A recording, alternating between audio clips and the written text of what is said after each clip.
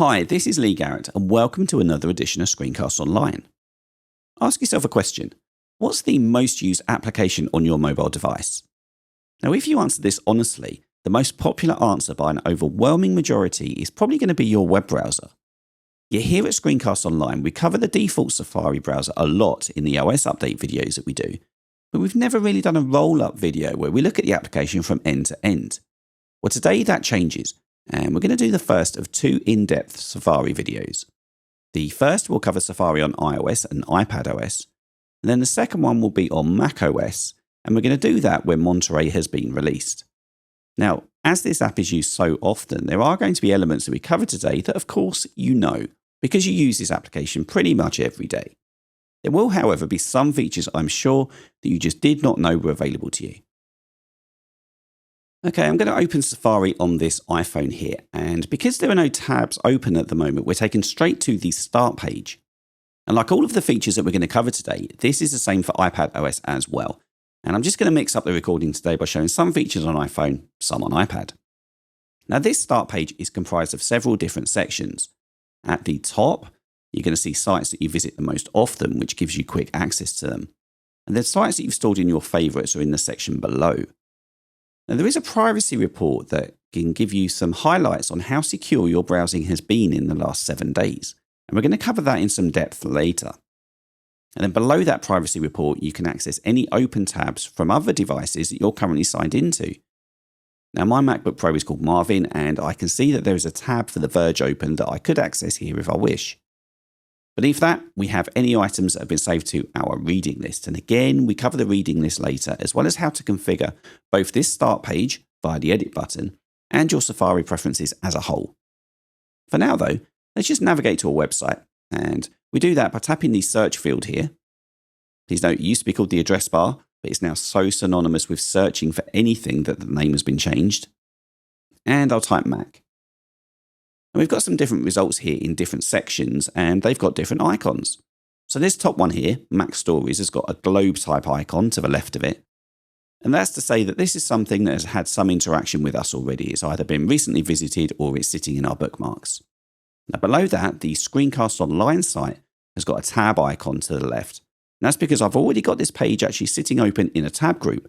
So it's being recommended as one that I may want to open. And we cover tab groups later on.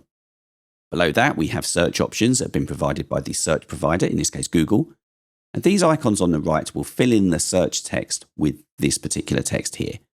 And then if I just delete the C from Mac, the last suggestion we can see at the bottom here comes straight out of our history, which is why it has a clock icon to the left. Okay, I'll just press C again to make Mac the search text. And I'll open macstories.net by either tapping on Go or tapping on the result.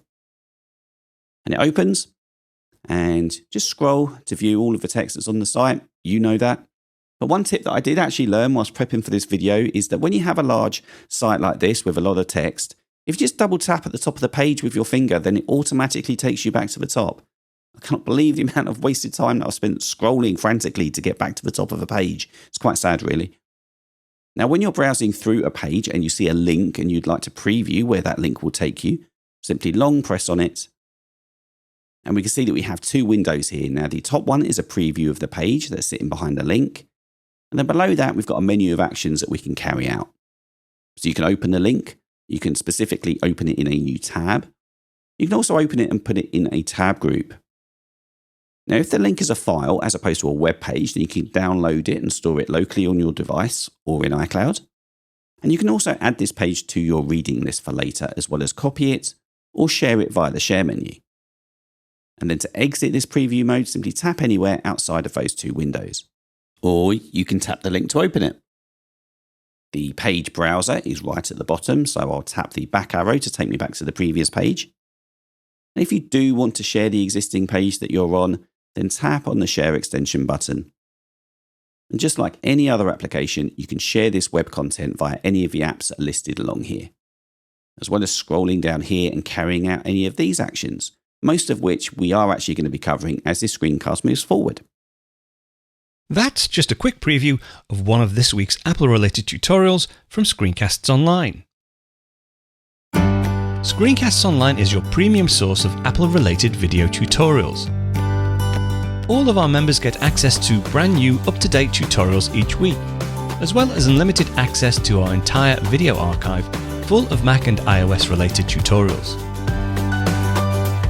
You can stream and download all of our videos on your Mac, iPad and iPhone, and even your Apple TV using the members-only Screencasts Online Apple TV app.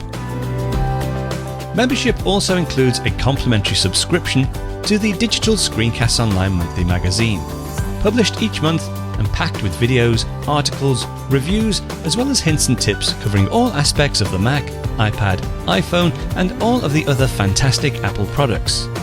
So, if you're ready to start getting the most out of your Apple devices, visit screencastsonline.com today and become a Screencasts Online member.